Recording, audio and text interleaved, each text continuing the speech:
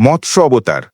নিচে বিস্তারিতভাবে দেওয়া হল মৎস্য অবতার অর্থাৎ বিষ্ণু দ্বারাই ফিশ রূপে অবতার গ্রহণ করার কারণ, পটভূমি, ঘটনা প্রবাহ, প্রতীকী ব্যাখ্যা ও তাৎপর্য। দীর্ঘ হলেও বিষয়টি পরিপূর্ণভাবে বোঝার চেষ্টা করা হয়েছে। ১. পটভূমি ও সময়সূচি। হিন্দু ধর্মে জীবিত আছে যুগান্তর, যুগ সমান সমান যুগের চক্র, ও মন্বন্তরের মহাযুগের সিরিজ।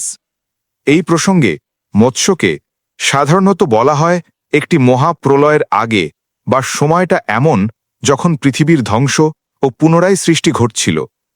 বিভিন্ন সূত্রে মৎস্যকে 10 অবতার, 10টি প্রধান অবতারের প্রথম বলা হয়েছে, কিন্তু কিছু সূত্রে 10-এ না হলেও এক প্রধান হিসাবে দেখা যায়।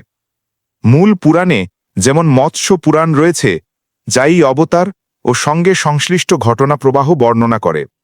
2. কেন মৎস্যরূপে বরণ? উদ্দেশ্য। সেই যুগে ধর্ম সংস্থান, ন্যায়, তথ্য ও শিক্ষা অনেকটাই বিনষ্ট ও বিপর্যস্ত ছিল। মানুষের মধ্যে অসচেতনা, অধর্ম, অজ্ঞানতা বৃদ্ধি পেয়েছিল। সেই পরিস্থিতিতে সৃষ্টির পুনরাবৃত্তি ও নতুন অঙ্গে, নতুন যুগ, নতুন মানবজাতি রূপান্তরের জন্য একটি সাফাই বা পুনরায় শুরু প্রয়োজন ছিল। মৎস্যাবতার সেই প্রেক্ষাপটে পৃথিবীর প্রাণ, বীজ, বিদ্যা ও মনুষ্যজাতি রক্ষার দায়িত্ব নিয়েছিল। বিশেষ করে 4টি বেদ, জ্ঞান ও রীতিনীতির শাসন চুরি হয়ে যাওয়ার ঘটনা রয়েছে, একটি দেবতা সংক্রান্ত বা রক অসুর প্রসঙ্গ, যার ফলে এই অবতার অবতীর্ণ হন। আংশিকভাবে অন্য সংস্কৃতিতে দেখা যায় বিপর্যয় তুচ্ছ করো, সৃষ্টির নতুন পর্ব শুরু এমন ধাঁচের গল্প, যেমন নোয়ার নৌকা, প্রলয় ইত্যাদি। মৎস্যাবতারণার গল্পে একটি বৃহৎ বন্যা, সেই বন্যায় বেঁচে যাওয়ার জন্য একটি নৌকা, বীজ ও প্রাণীদের সংরক্ষণ এমন উপাদান রয়েছে। কিং মানু ও মাছের আবির্ভাব। একসময় ছিল রাজা মানু। কিছু সূত্রে রাজার নাম সৎসা বরত বা সত্য ভারত, যিনি ভীষণ ধর্মনিষ্ঠ ও ভগবান বিষ্ণুর প্রতি গভীর ভক্ত ছিলেন। একদিন তিনি নদীর ধারে তার নিয়মিত কর্মসূচি হিসেবে হাত দিয়ে তর্পণ বা জলের অর্ঘ্য দিচ্ছিলেন।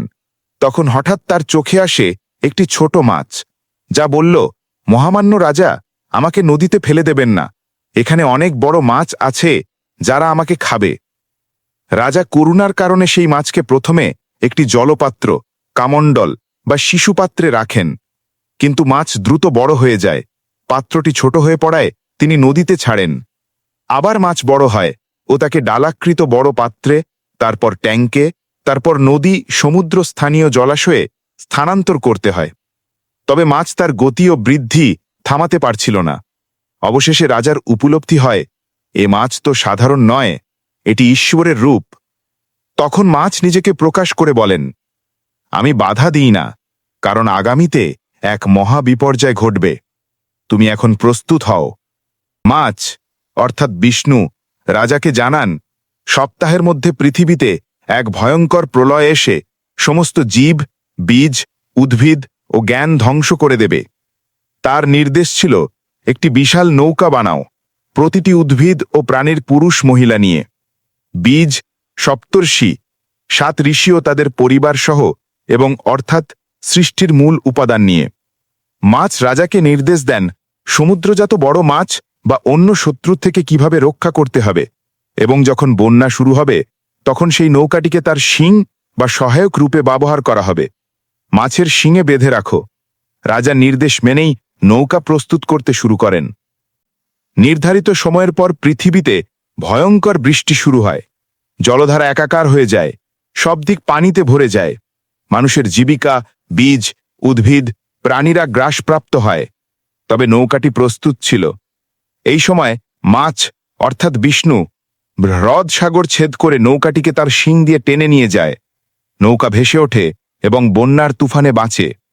সাপ বাসুকি, হলুদ সাপ, সেই শিং কর্তা হিসাবে ব্যবহৃত হয়।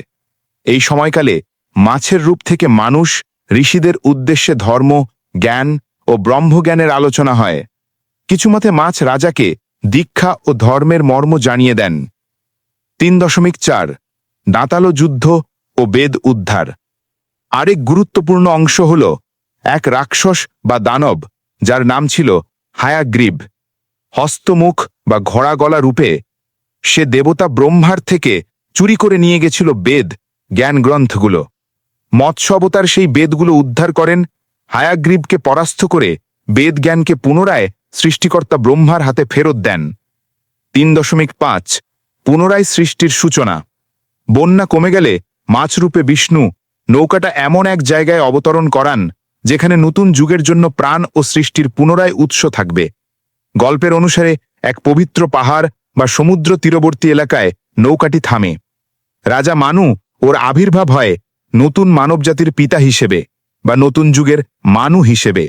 মানুষ, উদ্ভিদ, প্রাণী ও বীজ দিয়ে নতুন পৃথিবী গঠন শুরু হয়। এইভাবে ধর্ম ও সৃষ্টির চক্র পুনরায় চালু হয়। 4 প্রতীকী অর্থ ও দার্শনিক ব্যাখ্যা। মৎস্য অবতার শুধুই পুরাণ যুগের একটি গল্প নয়, এর মধ্যে গভীর বোধ থাকে যা আমাদের জন্য আজও প্রাসঙ্গিক। নিচে তার কিছু দিক দেওয়া হল। প্রলয় ও পুনর্জন্ম। বন্যার প্রতীক হল পুরাতন সৃষ্টি, ধ্বংস, অসুচ্ছতা, জড়তা। নৌকায় চড়ার ঘটনা হল ধর্ম, জ্ঞান, জীবন্ততা সংরক্ষণ। পুনরায় সৃষ্টিকাল শুরু হয়। বীজ ও প্রাণীর সংরক্ষণ।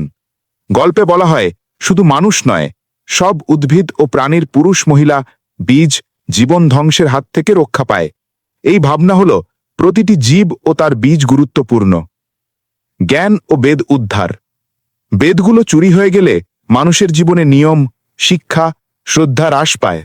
এই জ্ঞান ফিরিয়ে আনা হল পৃথিবীর ধর্মীয় ও নৈতিক ভিত্তি রক্ষার জন্য। ভক্তিনিষ্ঠা ও পুরস্কারের বার্তা।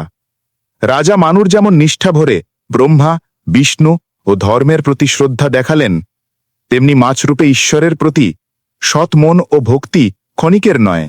এই বিশ্বাসের প্রতিফলন কথায় বলা হয় ভক্তকে রক্ষা করা হবে। সৃষ্টির ধাপ ও পর্যায়।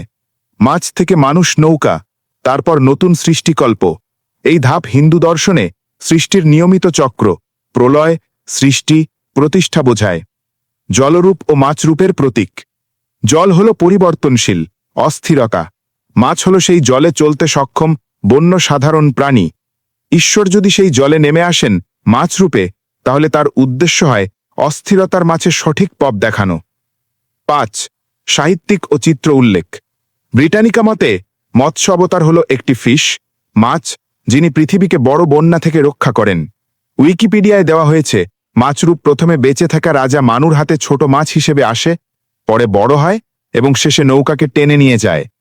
মৎস্য পুরাণ নামে একটি পুরাণ রয়েছে যেটি বেশ ঘনিষ্ঠভাবে এই অবতার ও সঙ্গে সংশ্লিষ্ট বিধান নিয়ে আলোচনা করে। 6 আজকের প্রসঙ্গে তার প্রাসঙ্গিকতা। আজকের দিনে বেশ কিছু বিষয় মনে করিয়ে দেয়, যেমন আমাদের মূল্যবোধ যদি হ্রাস পায় বা ধর্ম, ন্যায়, জ্ঞান, তাহলে সৃষ্টির পরিবর্তন বা নতুন শুরু দরকার হতে পারে। মৎস্য অবতার সেই দৃষ্টিকোণ থেকে একটি প্রতীক। পরিবেশ, জীব বৈচিত্র্য রক্ষার ভাবনায় সবে নয়, প্রতিটি জীব গুরুত্বপূর্ণ। এই মেসেজটি গল্পে রয়েছে, যেমন বীজ, উদ্ভিদ, প্রাণী সকলকে রক্ষা করার নির্দেশ। ভক্তি, নিষ্ঠা ও দায়িত্বশীলতার গুরুত্ব দেখায়। মানু রাজার মতো ব্যক্তি পরিস্থিতি বুঝে কর্ম চালায়। এভাবে ব্যক্তিত্ব দায়িত্ব চেতনায় গুরুত্ব রয়েছে।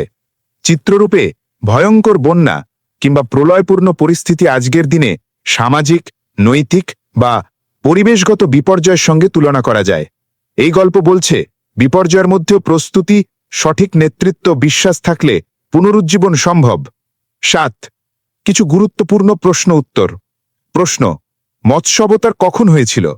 উত্তর: এটি বলা হয় সত্যযুগের শেষে বা মন্বন্তরের পরিবর্তনের সময়, বড় প্রলয়ের পূর্বে। নির্দিষ্ট সময় বা ধরায় বলা কঠিন। প্রশ্ন: মাছ কেন? মাছ রূপে অবতার নেমার কারণ হতে পারে জল, অর্থাৎ বন্যার প্রতীক, ও মাছ জীবের মাধ্যমে মানুষকে জলের মধ্যে দিয়েই বাঁচতে হয়। এই ভাব নিয়ে ঈশ্বর নিজে সেই গতিধারায় প্রবেশ করেছেন। মাছরূপ সাধারণ অভ্যন্তরীণ জীবন নয়, বাধা ও শত্রুর মধ্যে চলতে পারে, ফলে সংহতি ও রক্ষার প্রতীক হয়। প্রশ্ন: গল্পটি কি শুধুই পুরাণ কথা? হ্যাঁ, এটি পুরাণ কথা, মিথোলজি ও ধর্মীয় গল্প। তবে অনেকেই এটিকে প্রতীকী বা রূপক ভাবনায় দেখেন, ইতিহাস বা বিজ্ঞান ভিত্তিক সত্য হিসেবে নিশ্চিত নয়। প্রশ্ন: আমাদের জীবনে এর থেকে কি শিক্ষা পাওয়া যায়? অনেক শিক্ষা পাওয়া যায়। যেমন বিপর্যয়ের জন্য প্রস্তুতি, ধর্ম ও জ্ঞানের রক্ষা, জীববৈচিত্র্য উদ্ভিদের যেমন মূল্য রয়েছে, তেমনি আছে ভক্তি, নিষ্ঠা ও সংকল্প প্রস্তুতি এই গল্পের মূল থিম। 8 সংক্ষেপে, এখন আমরা যখন বিচার করি মানুষের আচরণ, প্রকৃতির প্রতি দায়িত্ব, জ্ঞানের অবদান, তখন মৎস্য অবতার আমাদের মনে করিয়ে দেয় যে সময়ের সাথে সৃষ্টিও পরিবর্তিত হয়। কখনো পুরাতন ধ্বংস হয়, আবার নতুন সৃষ্টি হয়। জ্ঞান, ন্যায্যতা ও জীব বৈচিত্র্য রক্ষা করা অত্যাবশ্যক। ঈশ্বর শুধু মানব ভিত্তিক নয়, তিনি সমস্ত সৃষ্টি